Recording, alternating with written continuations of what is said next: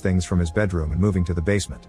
Sometime later, Kathy goes to see Father Calloway to share her worries over something evil possibly living in the house, and the priest isn't surprised to hear she's living in the house of the tragedy.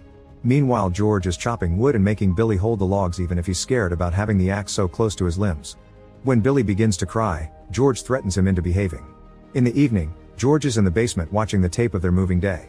Suddenly, he sees Billy's face getting all demonic, and thinking his mind is playing tricks, George decides to go to sleep.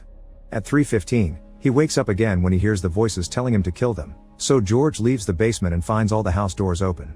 Harry is in the boathouse barking again, thus George grabs his axe and goes to check.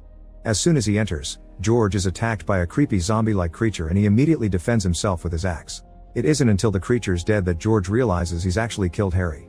After hiding the body, he proceeds to clean the blood off the floor. The next morning, George can't stop the guilt from weighing on his mind.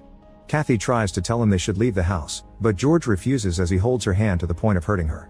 An argument begins that makes George yell at Kathy, only to be interrupted by the boys coming to ask about Harry. George tells them Harry probably ran away, ignoring Billy when he responds their dog never does that.